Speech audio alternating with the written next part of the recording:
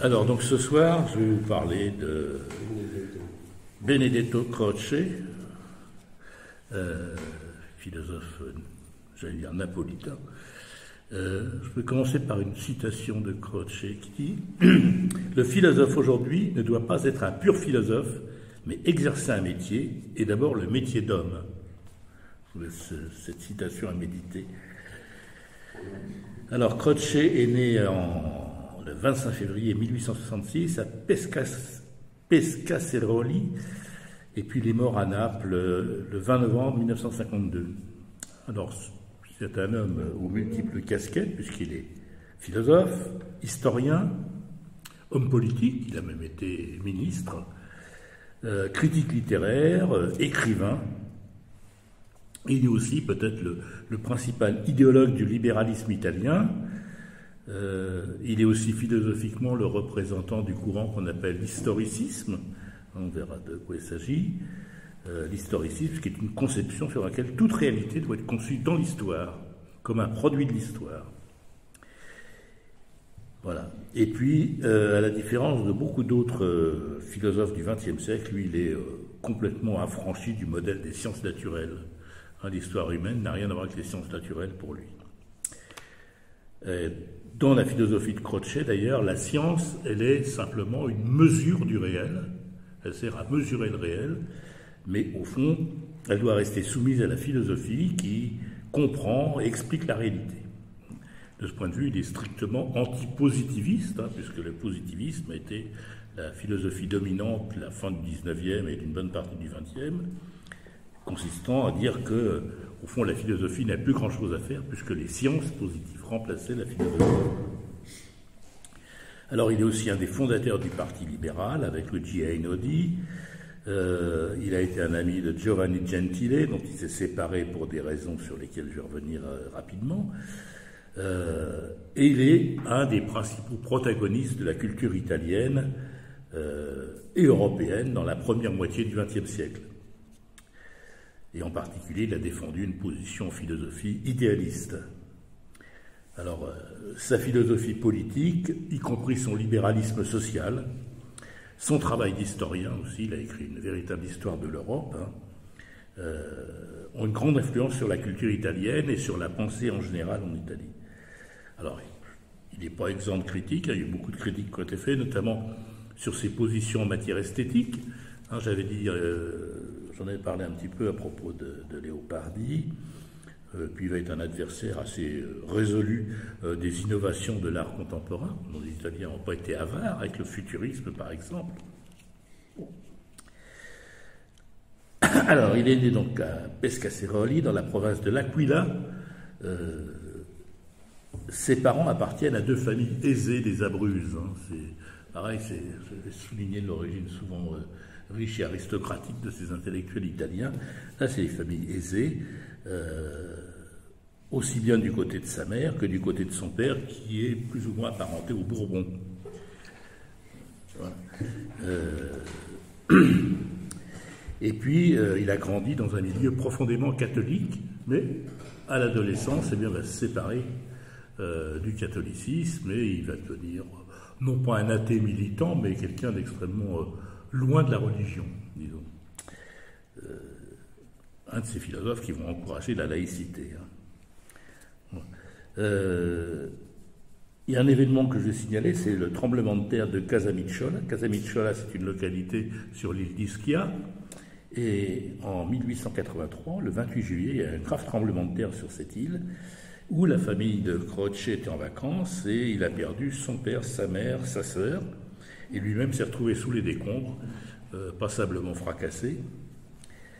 Le tremblement de terre a duré 90 secondes, et il est resté dans toutes les mémoires dans cette région. Voilà. Alors, il va avoir heureusement des gens qui vont se porter à son secours, dont son cousin, et puis ensuite il va être confié à des parents, à lui, son oncle Silvio Spaventa, qui était aussi un homme politique libéral, qui a eu un rôle au début de la monarchie, et puis qui est par ailleurs est le frère d'un philosophe dont j'ai déjà parlé, qui est Bernardo Spaventa, qui était le grand philosophe hegelien italien. Voilà, donc il va être accueilli dans cette maison jusqu'à sa majorité, et c'est là d'ailleurs qu'il va nouer les premiers contacts avec les intellectuels italiens en vogue de l'époque, notamment le cercle de la maison de son oncle, et ce qui va permettre à Croce de fréquenter toutes sortes d'intellectuels, et notamment Labriola qui va l'initier au marxisme. Voilà. J'insiste aussi là-dessus. On est dans une famille de libéraux, même Spaventa est un libéral assez conservateur quand même, mais on a des cercles intellectuels qui sont très ouverts. Labriola, donc, qui est le grand correspondant de Engels, le fondateur du marxisme italien, il va dans la famille Spaventa et il recrute même, puisque l'influence de Labriola sur Croce va être non négligeable. Bon. Alors, il va s'inscrire à la fac de droit, puis il va suivre en même temps des cours. Justement, il va aller à Rome écouter les cours de Labriola en philosophie morale. Voilà. Et puis, il va aussi fréquenter des hommes politiques, etc. C'est-à-dire, c'est quelqu'un qui rentre par sa famille dans le monde politique et culturel italien de plein pied. Voilà. Et puis, donc, il va finir par revenir à Naples en 1886, et à Naples, il va acheter une maison pour l'habiter, qui est la maison de Giambattista Vico. Alors ça nous ramène au début de notre cycle. Hein. Voilà. On retrouve toujours les mêmes personnages dans mon histoire. La maison de Vico, on est passé devant, hein, tu te souviens, qui d'ailleurs s'était agrandi par rapport à ce qu'il avait acheté, puisqu'il avait racheté après un appartement pour servir de cercle culturel, etc. Voilà. Donc, et pourquoi il achète la maison de Vico? Tout simplement parce qu'il aime beaucoup Giambattista Vico. Pour lui, c'est une inspiration, et notamment la conception de l'histoire de Vico, c'est-à-dire que les hommes font leur propre histoire. Hein, et c'est la grosse différence entre l'histoire naturelle et l'histoire humaine, c'est que l'histoire naturelle est faite par la nature, alors que l'histoire humaine, c'est nous qui la faisons. Et c'est vraiment cette idée-là qui anime Croce. C'est une des raisons pour lesquelles il achète et habite la maison de Giambattista Vico. D'ailleurs, il va y rester jusqu'à la fin de sa vie à Naples, dans cette maison. Il va voyager un peu, évidemment, mais voilà. Par l'intermédiaire de Labriola, il va être en contact avec les marxistes. Il va même cotiser pour la sortie du journal du Parti socialiste, l'Avanti. Bon, mais il va très vite s'éloigner du marxisme pour diverses raisons, en particulier parce qu'on considère que le marxisme n'est pas assez historique, ne prend pas assez en compte l'histoire. Voilà. Et du coup, de Marx, il va revenir à Hegel. Il fait le chemin en marche arrière, lui, en quelque sorte. Voilà. Et puis, il va lancer une revue qui s'appelle La Critica, en collaboration avec Giovanni Gentile.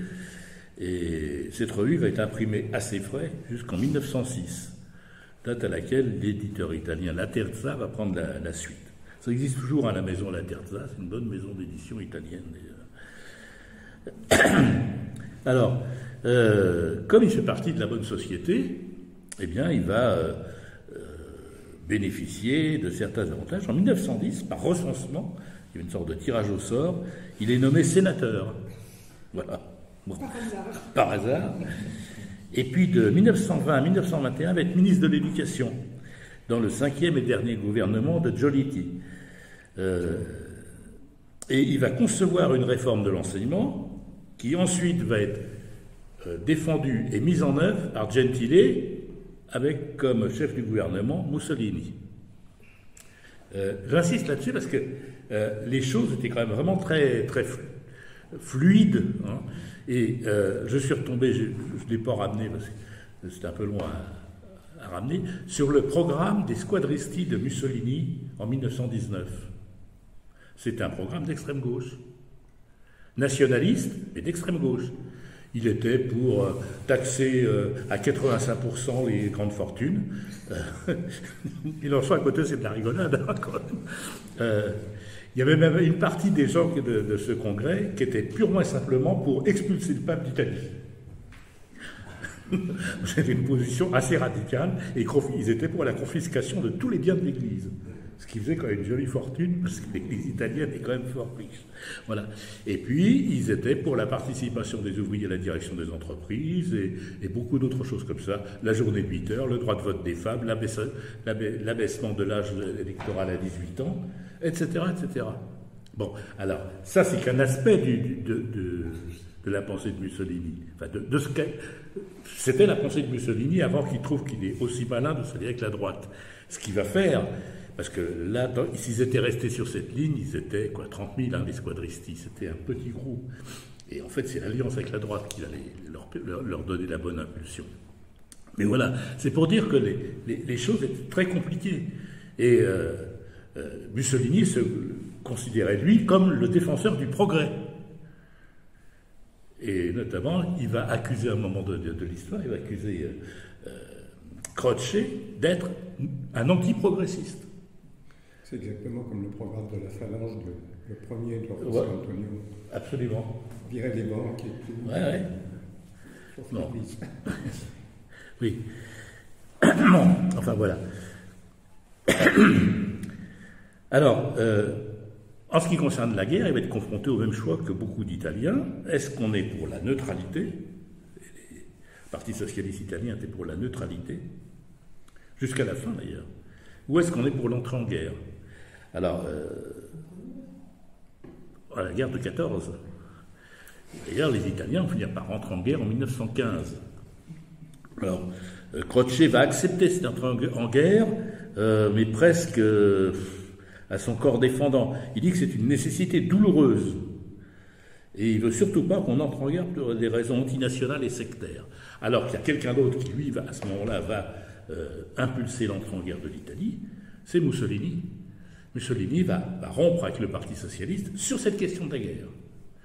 Parce que Mussolini explique à l'époque qu'il faut rentrer en guerre parce que la guerre va opposer bientôt les nations prolétaires aux nations impérialistes et que l'Italie étant une nation prolétaire doit apprendre le maniement des armes et doit faire valoir sa position par les armes.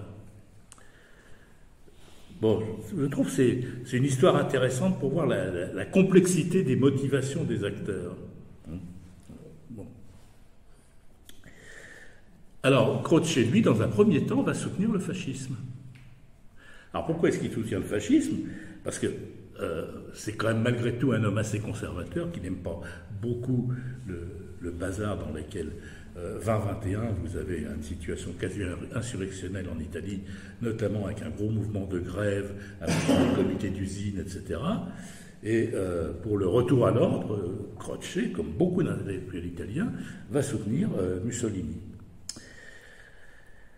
Et il va quand même rompre assez rapidement avec le fascisme, notamment ce qui va être l'élément déclencheur, c'est l'assassinat de Matteotti en 1924, ce qui va entraîner aussi la rupture des liens entre Croce et Gentile, puisque Gentile, lui, va rester et même approfondir son engagement avec les fascistes. Et c'est Gentile qui lance le manifeste des intellectuels du fascisme en 1925, et à ce manifeste, eh bien, Croce va répondre en participant à un manifeste antifasciste, manifeste des intellectuels antifascistes, où il dénonce l'utilisation systématique de la violence, la suppression de la liberté de la presse. Alors, très curieux encore, quand il faut voter au Sénat, puisqu'il est sénateur, il va quand même voter la confiance à Mussolini.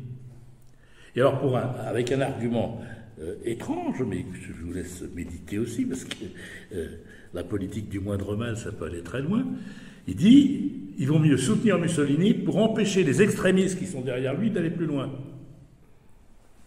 Voilà. Toute ressemblance avec les situations actuelles est purement fortuite. Dans le Morvan, on dit Jean de Vry qui se met dans le lieu pour la pluie. Absolument. Oui, tout à fait. Bon. Donc il va voter la confiance. Bon, ça va être à peu près son dernier acte, pas tout à fait d'ailleurs, de soutien au régime, puisqu'il va camper ensuite dans une attitude d'opposition. C'est aussi une époque où il marque de plus en plus nettement sa distance avec la culture catholique. Et il y a toute une culture laïque, idéaliste en philosophie qui s'éloigne progressivement de cette culture catholique. En particulier, quand Mussolini va signer le pacte du Latran avec la papauté, qui va régulariser les rapports de l'État italien et de la papauté, qui, comme vous savez peut-être, était extrêmement froid depuis le Risorgimento, parce que le pape n'avait jamais accepté que le roi d'Italie s'installe à Rome. Rome, c'était à lui. Donc l'Italie ne pouvait pas avoir Rome pour capitale. Mais simplement, le roi italien, qui n'était pas spécialement anticlérical pourtant, s'est installé à Rome, parce qu'évidemment, on ne peut pas diriger l'Italie si on n'est pas à Rome. Donc, Mussolini va essayer de mettre fin à ce conflit avec le pacte du Latran, le Concordat, et Croce va s'opposer au Concordat. Et il y a une petite remarque assez intéressante, il dit à côté ou en face des hommes qui considèrent que Paris vaut une messe, il y en a d'autres pour qui entendre ou ne pas entendre une messe est quelque chose qui vaut infiniment plus que Paris, parce que c'est une question de conscience. Oui, voilà, cet homme, il est à la fois un bon conservateur, mais en même temps, il a quelques principes de la liberté de la pensée, tout bêtement. Là aussi, par les temps qui courent, c'est important. Alors, Mussolini n'a pas aimé du tout la prise de position de Croce. Il lui a dit que c'était un embusqué de l'histoire, et il l'accuse de passéisme et de lâcheté face au progrès historique. C'est Mussolini qui a... Oui, Mussolini accuse Croce de passéisme et de lâcheté face au progrès historique. Bon, vous voyez, le progrès, ça se mange à toutes les sauces. Voilà. Alors,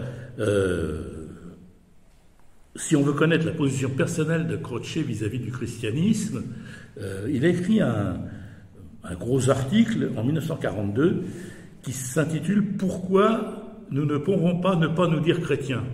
Alors, vous lisez le titre de l'article, vous dites « ça y est, il est retourné dans notre sphère d'Église ». Pas du tout. Il essaie de saisir, en bon disciple de Hegel, de saisir ce que le christianisme apporte historiquement. Mais ce n'est pas du tout un retour à l'Église qui ne l'intéresse pas du tout. Il considère que le christianisme est une révolution intellectuelle qui a mis la conscience de l'homme au centre. C'est ça l'apport considérable du christianisme. Le reste, l'Église catholique, lui, s'en fiche un peu. Et il dit que c'est le retour de la conscience au centre à modifier moralement les humains. Et ce qu'il voit dans l'époque à laquelle il vit, c'est justement une marche arrière par rapport à ça.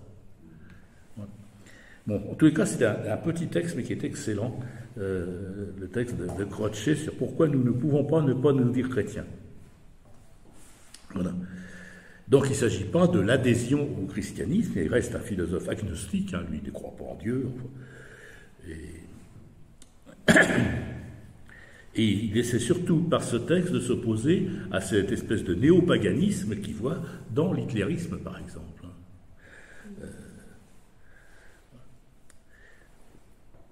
Voilà ce qu'il dit. Je suis profondément convaincu et persuadé que la pensée et la civilisation moderne sont chrétiennes, continuation de l'impulsion donnée par Jésus et Paul.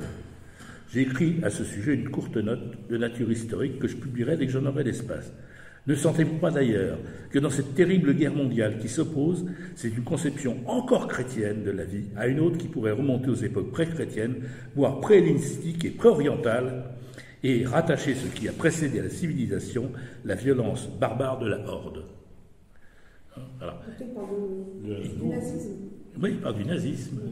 Voilà. Alors, on peut discuter sa conception de l'histoire. Je ne suis pas sûr que les hordes étaient aussi barbares. Il débat sur les racines chrétiennes. Absolument. Mais, alors, si je peux me permettre de donner mon avis, je crois qu'il a raison. Oui. Les racines chrétiennes, c'est indiscutable. Enfin, je veux dire, c'est un fait historique. C'est un fait historique.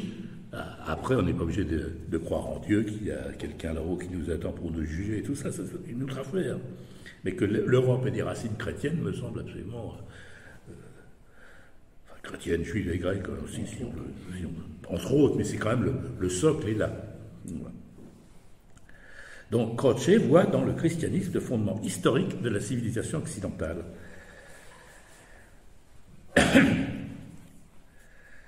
Bon, alors ensuite il va brièvement soutenir le mouvement antifasciste Alleanza Nazionale, et puis il va prendre ses distances avec la vie politique, tout en continuant à exprimer librement ses idées, sans être censuré par le régime. Pourquoi? Eh bien parce qu'on ne devait pas pouvoir censurer la famille Croce, je suppose. Exactement comme Visconti Lucchino, en 1942, il fait état de ses opinions, il fait exactement ce qu'il a envie de faire, il tourne les films qu'il a envie de tourner sous Mussolini. Pourquoi? Parce que vous n'alliez quand même pas foutre en prison l'héritier de la famille Visconti. Je ne vois pas d'autre explication. Il y a toute une partie de ces... Comment? C'est le seul qui a acheté. Non, il y a une bonne partie des... Et alors, aussi, si on... Si c'était en Allemagne, ça n'aurait pas été... Non, en Allemagne, ils seraient tous morts. Gramsci est mort à sa sortie de prison, mais ils ne l'ont pas tué. En Allemagne, les dirigeants du Parti communiste ont tous été exterminés. Il y a une différence absolument essentielle, et c'est pour ça que le mot... C'est une digression dans laquelle je me lance. Le mot totalitarisme veut, à proprement parler, rien dire. En tout cas, pas par rapport à l'Italie. Oui. L'Italie n'est pas un pays totalitaire. L'Allemagne, sans doute. Mais l'Italie, non. Puis l'URSS, c'est encore autre chose. C'est-à-dire qu'il faut essayer de saisir, si on veut faire de l'histoire sérieusement, saisir les réalités dans leurs différences, et pas essayer de faire des grands sacs vides dans lesquels on baigne tout, quoi. Hein? Ouais. J'entendais volontairement une conférence à deux têtes, Chapoutot, un de ses amis, historien du moment, je ne sais plus quelle occasion, quoi, justement, le cœur du sujet, c'est qu'est-ce que le totalitarisme? Voilà, et ils ne sont pas tous de même nature. Il y a des nuances en mettant le nazisme vraiment à part. Oui, le nazisme est complètement à part, oui. C'est eux, la horde de barbares. Oui, c'est eux, oui.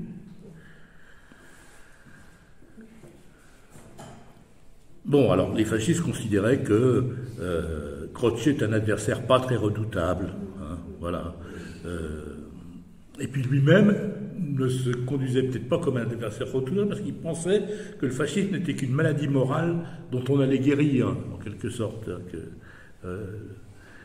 l'Italie, le progrès de l'histoire en Italie comme ailleurs, allait finir par se débarrasser du fascisme. Et puis, il était aussi connu dans l'Union... au niveau européen, Croce à l'époque, et ça l'a servi à le protéger. Hein. Parce que jusqu'en 1938, Mussolini essayait de garder des bonnes relations avec la France, avec l'Angleterre, etc. Hein. La signature du pacte avec l'Angleterre intervient quand même que tardivement dans l'histoire du fascisme italien. Alors, 1938, c'est justement un tournant, puisque le régime, en accord avec le pacte qu'il signe avec Hitler, va adopter une législation antisémite, qui n'existait pas jusqu'à présent. On voit ça très bien dans ce superbe film qui est Le Jardin des Finzi-Contini. Et le gouvernement va envoyer d'ailleurs à tous les professeurs d'université un questionnaire à remplir en vue d'une classification raciale. Voilà. Et alors, toutes les personnes interrogées ont répondu, apparemment. Il n'y a qu'un seul intellectuel non juif qui a refusé de remplir le questionnaire, c'est Croce. Il a dit qu'il pourra répondre à ce genre de questions. Alors, après la chute du régime, Croce va revenir à la politique. Il accepte d'être nommé président du Parti libéral. Pendant la résistance, il va servir de médiateur entre les différents partis antifascistes. En 1944, il est ministre dans le deuxième gouvernement de Badoglio. Et immédiatement après la libération de Rome, juin 1944, Rome, ville ouverte pour les amateurs de cinéma aussi, il entre dans le deuxième gouvernement de Bonomi, toujours comme ministre sans portefeuille, et puis va démissionner quelques mois après. Il est élu à l'Assemblée constituante, mais il n'accepte pas la proposition d'être candidat au poste de chef de l'État. Et puis alors, il va avoir une position assez compliquée sur est-ce qu'on garde la monarchie ou est-ce qu'on proclame la République, hein, c'était le premier grand débat en Italie après. Alors Croce, lui, était plutôt pour garder la monarchie. Ça fait des belles fêtes, hein. Ça fait des belles fêtes. Non, mais c'est son conservatisme libéral. Il pensait qu'un monarque, ça allait permettre de calmer les passions. Voilà, c'est Mais il a insisté pour qu'il n'y ait pas de consigne de vote du Parti libéral, en disant c'est une affaire de conscience, chacun vote en conscience. Bon, il va ensuite... il va également refuser d'être nommé sénateur à vie. C'est aussi une spécialité italienne, c'est qu'on peut être nommé sénateur à vie. Alors, ça existe toujours d'ailleurs, ça, les sénateurs à vie. Ça marche très bien. Ouais, c'est un truc qui permet de caser des gens pendant très longtemps. Bon. Alors, en 1946, il va fonder un institut italien pour les études historiques à Naples, qui a comme siège l'appartement dont il est propriétaire, à côté de sa maison et de sa bibliothèque. Et c'est aujourd'hui, on y trouve la Fondation Biblioteca Benedetto Croce. Et puis, il va avoir une attaque cérébrale en 1949, il va être demi-paralysé, il va se retirer chez lui, et il meurt dans son fauteuil, dans sa bibliothèque, le 20 novembre 1952. Voilà. Alors, son œuvre, elle peut être divisée en 3 périodes. Il y a celle des études historiques et littéraires, celle du dialogue avec le marxisme, qui va d'ailleurs dialoguer avec Croce, parce que si on lit par exemple les cahiers de prison de Gramsci, il y en a des pages et des pages qui sont consacrées au dialogue avec Croce. Une discussion où Gramsci est assez sévère parfois, mais qui respecte beaucoup Croce en même temps. Là aussi, dans cette vie intellectuelle, il y a quelque chose qui pourrait des fois nous servir de modèle. Tous les cas nous amener à réfléchir, nous qui sommes plutôt embarqués dans une vie intellectuelle où... on ne cherche qu'à s'assassiner mutuellement, c'est peut-être à reprendre, quoi. Et puis, il y a tous ces travaux philosophiques, et notamment la manière dont il va essayer de reprendre la pensée de Hegel, l'historicisme de Hegel, en le modifiant. C'est-à-dire qu'il est assez d'accord avec Hegel pour dire que toute l'histoire, c'est l'histoire de la liberté. Ça, c'est une thèse de Hegel. L'histoire, c'est l'histoire de la conquête de la liberté. C'est aussi une thèse avec laquelle je serais assez d'accord, moi. S'il y a un sens à parler de progrès, c'est est-ce qu'on a progressé dans la conquête de la liberté? Le reste, c'est quand même moins important, je trouve. Mais à la différence de Hegel, qui voit une histoire qui suit une espèce de mécanique, Croce va montrer que l'histoire reste toujours ouverte, elle est toujours celle que font les hommes librement. Non. Alors, il y a dans cette œuvre une partie esthétique que je laisse de côté. Notamment, je vais quand même signaler qu'il était un adversaire des nouveaux écrivains italiens comme Gabriele D'Annunzio. C'est-à-dire que, là aussi, c'est intéressant, l'avant-garde littéraire, artistique italienne a penché du côté de Mussolini. Marinetti, etc. Des gens qui voulaient casser l'art classique se retrouvaient du côté de Mussolini. Les futuristes considéraient qu'il n'y avait rien de plus beau que le bruit des avions et des bombes. Ben ouais, c'est une façon de faire de la musique, le bruit des avions et des bombes. Et les bottes. Ouais. Et des bottes. Voilà. Mais là aussi, vous voyez, se décentrer un peu. On a vécu habitué à l'idée que l'avant-garde littéraire artistique et l'avant-garde poétique, c'était pareil. Bon, pas du tout. L'avant-garde littéraire artistique peut, dans certains cas, être du côté de la droite extrême. Tous ceux qui étaient contre la commune parmi nos grands essays, oui. 19e Baudelaire. Oui, nous on les a connus, oui, on les a. Baudelaire, tout Oui, ça. bien sûr. Voilà. Puis inversement, on peut être sur le plan du progrès politique et plutôt conservateur sur le plan, par exemple, littéraire. Bon. Voilà. Alors, il a écrit aussi beaucoup de choses sur la logique,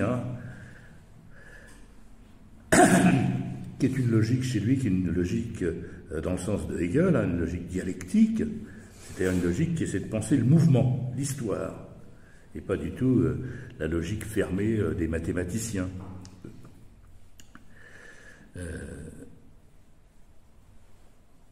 Voilà, ce qui fait d'ailleurs qu'un certain nombre de philosophes vont dire que Croce, c'est vraiment bien sur le plan des études artistiques, de l'histoire, mais que sur le plan de la science, c'est pas du tout ce qu'il fallait suivre.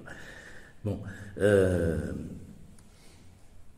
Alors la logique, la philosophie des sciences ont d'ailleurs été beaucoup développées en Italie, notamment au cours du XXe siècle. Par exemple, il y a quelqu'un de très connu, enfin très connu pour ceux qui ont fait des maths modernes, c'est Giuseppe Peano. Avec l'axiomatique de Peano, c'était des logiciens. Bon. Donc, oui. Oui, Peano Frege, oui, tout à fait. Bon. Croce, lui, entretient un rapport difficile avec la science. Il considère qu'il y a un conflit entre deux cultures opposées dans l'Italie de la première moitié du XXe siècle. Une culture artistique littéraire, une culture technique scientifique. Il a un rapport conflictuel avec les mathématiques, les sciences expérimentales. Il affirme entre autres, les hommes de science, écoutez bien ça quand même, parce que c'est gonflé, sont l'incarnation de la barbarie mentale qui provient de la substitution des schémas aux concepts, des piles de nouvelles à l'organisme philosophico-historique. Bon, évidemment, c'est très exagéré. Très exagéré, mais il y a un grain de vrai là-dedans. Le grain de vrai, c'est le remplacement de la pensée par la mécanique.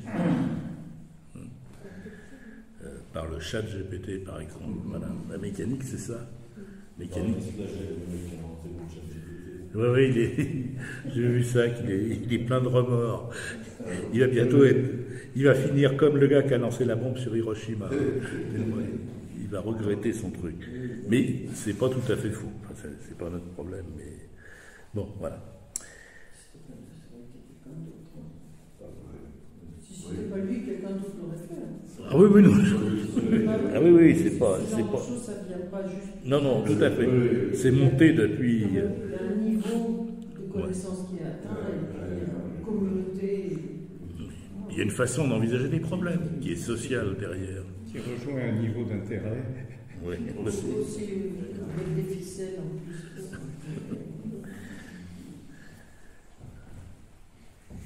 Alors, il dit encore, les sciences naturelles et les disciplines mathématiques, de bonne grâce, ont cédé à la philosophie le privilège de la vérité. Elles avouent avec résignation, voire avec le sourire, que leurs concepts sont des concepts de commodité et d'utilité pratique qui n'ont rien à voir avec la méditation de la vérité. Alors, effectivement, si vous discutez sérieusement avec un scientifique qui ne se trompe pas sur ce qu'il fait, un scientifique ils vous disent tous, normalement, que les concepts de la science sont juste des outils commodes qui servent à monter des expériences. Mais ils ne prétendent pas avoir la vérité. Ce qui s'est passé, c'est qu'à l'inverse, au fond, en dehors du grand courant des sciences, on a confié aux sciences quelque chose qu'ils n'ont jamais demandé.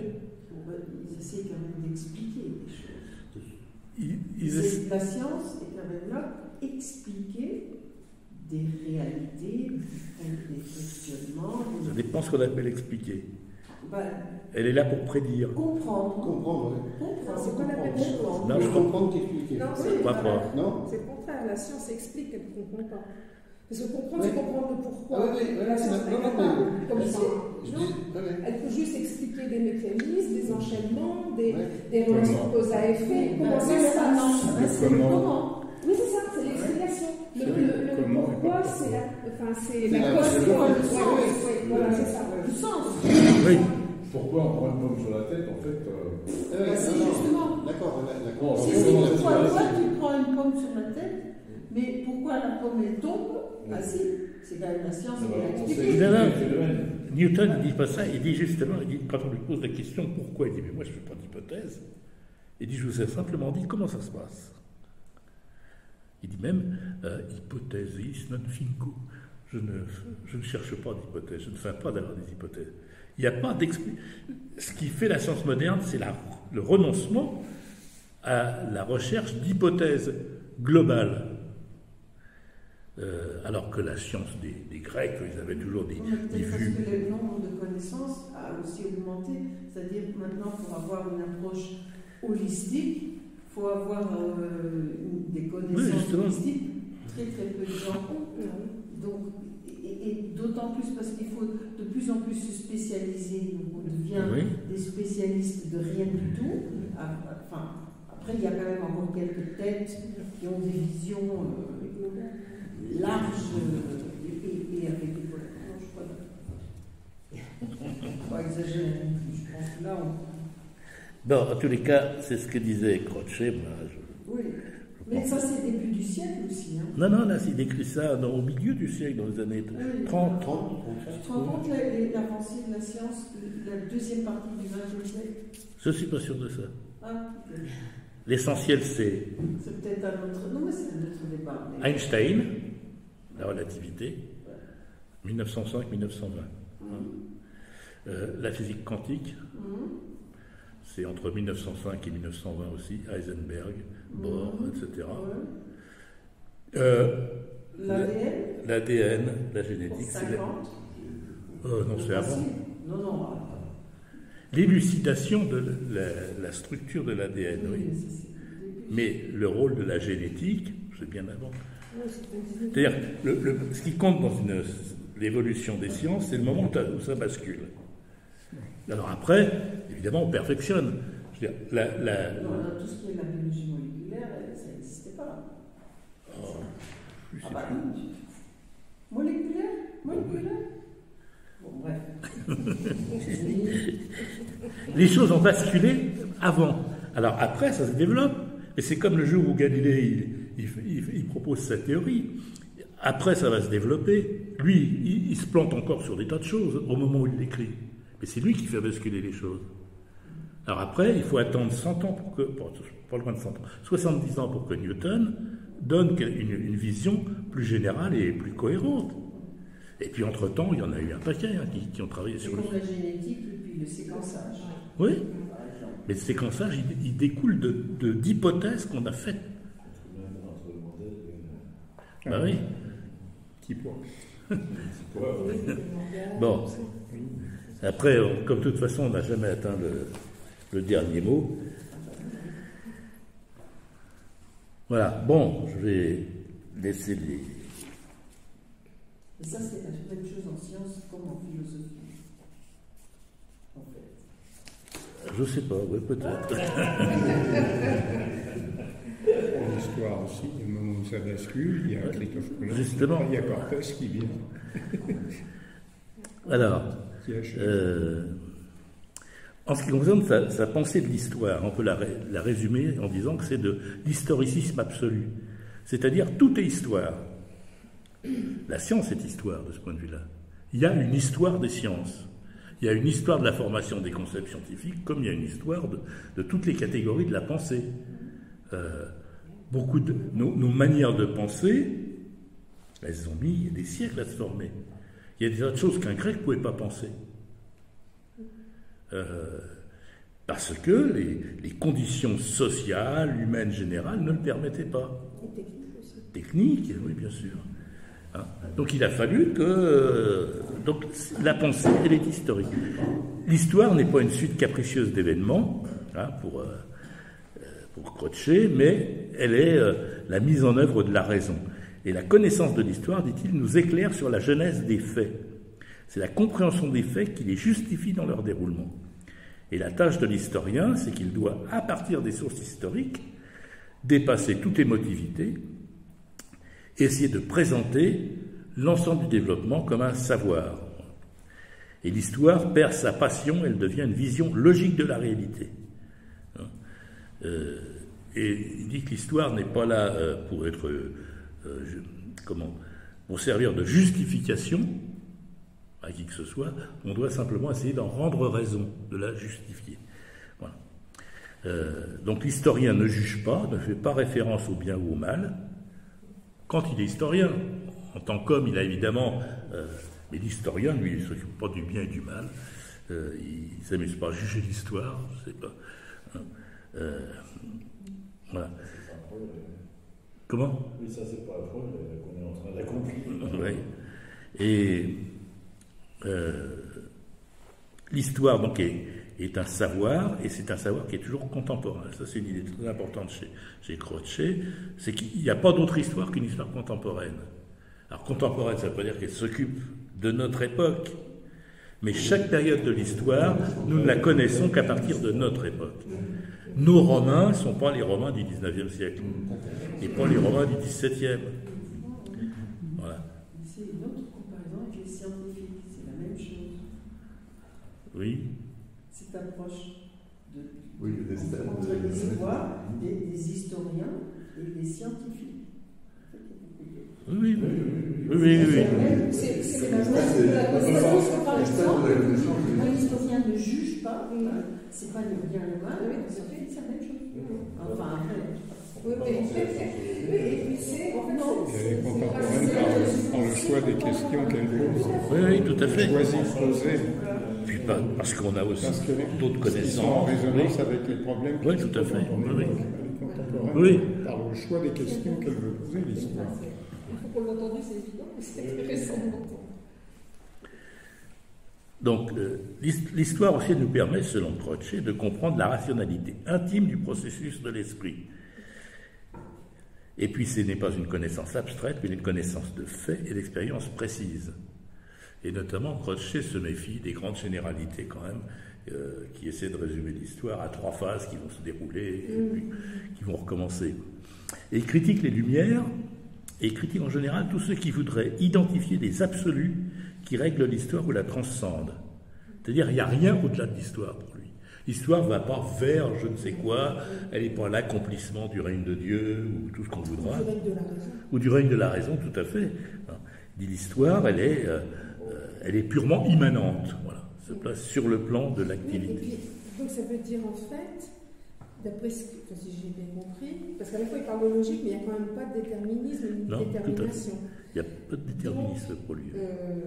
En fait, il n'y a pas de finalité. Non. Parce que ce sont les hommes qui font l'histoire. Ouais. L'histoire n'a pas de sens. Non, elle n'a pas de sens. Néanmoins, c'est l'histoire de la liberté, c'est-à-dire les moyens par lesquels l'homme promeut et réalise au mieux sa propre existence. C'est pas l'homme qui va réaliser quelques buts qu'on lui aurait fixés, mais il va réaliser toutes les potentialités qui sont en lui. Il va réaliser au mieux sa propre existence. Et la liberté, sur le plan politique, se traduit pour Croce par le libéralisme, c'est-à-dire une sorte de religion de la liberté ou de méthode d'interprétation de l'histoire et d'orientation de l'action. Est-ce que tu peux être un peu plus précis sur son libéralisme? C'est un libéralisme politique, économique? Oui, surtout. Non, parce qu'il est pour l'intervention de l'État. C'est un libéralisme quoi? C'est plutôt un libéralisme politique. Hein. Et s'il est pour l'intervention de l'État dans l'économie? Oui, dans l'économie, oui. Il pense que l'État doit être un État social. Hein. Et ça, c'est le consensus italien de 1945, hein, comme chez nous d'ailleurs. Hein. Les 3/4 des idées qui sont à la mode aujourd'hui auraient paru des horreurs à tout le monde, sans exception, dans les années 50. Et en Italie, c'est pareil. La démocratie chrétienne se pensait comme un parti social. C'était pas du tout... La doctrine sociale de l'Église. Oui, tout à fait, oui, c'était la doctrine sociale de l'Église. Et à l'époque, on pensait que l'économie n'avait pas d'autre but que de servir le progrès, du confort, du bien-être, etc. etc. Voilà. Bon, en tous les cas, sur l'histoire, il y a un gros livre de Croce, je crois même qu'il est traduit en français, celui-là, qui s'appelle « L'histoire comme pensée et comme action ».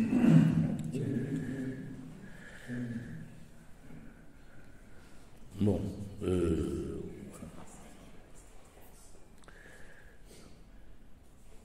alors je peux donner trois petits extraits là de Croce. D'abord, donc l'histoire et l'histoire de la liberté. Voici ce que dit Croce. Il dit que l'histoire sur l'histoire de la liberté est une phrase célèbre de Hegel, divulguée dans toute l'Europe par Cousin, Michelet et d'autres écrivains français, mais qui chez Hegel et ses Épicône a le sens d'une histoire de la première naissance de la liberté, de sa croissance et de son accession à l'âge adulte, et de son maintien dans cet âge final atteint, incapable de développement ultérieur. C'est le schéma de Hegel, monde oriental, monde classique, monde germanique, où on passe de l'un est libre à quelques-uns sont libres et à tous sont libres. Voilà. Alors que Croce dit qu'il ne s'agit pas d'assigner à l'histoire le thème, en disant que ce qui n'était pas avant sera un jour, mais d'affirmer la liberté comme l'éternel façonneur de l'histoire, le sujet de toute histoire. Donc c'est pas la fin, la liberté n'est pas la fin de l'histoire, le but de l'histoire. La liberté, elle est à l'origine dans tout ce que font les hommes. Ça c'est la thèse de Vico qui reprend et qui développe, les hommes font leur propre histoire. Concernant le jugement historique, il ne suffit... C'est Marx aussi. Oui, Marx reprend Vico d'ailleurs là-dessus. Il ne suffit pas de dire que l'histoire est le jugement historique, mais il faut ajouter que tout jugement est historique, ou encore histoire sans rien d'autre. Si le jugement est un rapport sujet-prédicat, le sujet, autrement dit le fait, quel qu'il soit dont on juge, est toujours un fait historique, quelque chose qui devient un processus en cours, parce que les faits immobiles ne se conçoivent pas dans le monde de la réalité. Voilà. Tout est historique parce qu'il n'y a rien qui soit immobile. Et nos jugements sur l'histoire, eux-mêmes, sont historiques.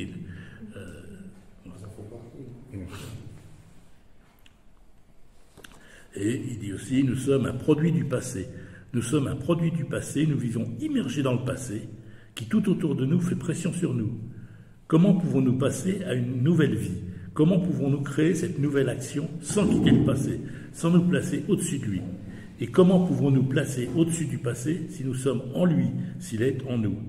Il n'y a qu'une seule issue, c'est de la pensée qui ne rompt pas la relation avec le passé, mais s'élève idéalement au-dessus de lui et le transforme en connaissance. Voilà. Ce qui nous permet de sortir du passé, parce que nous sommes des êtres pensants, et que par le pensée, nous pouvons nous projeter en avant. Nous pouvons nous élever au-dessus de ce passé dans lequel nous sommes emprisonnés, parce que nous sommes du passé en chair et en os, si j'ose dire. Voilà. Bon, donc voilà ce que je voulais vous dire concernant Benedetto Croce. Ce qui est étonnant avec des gens comme quand tu sais que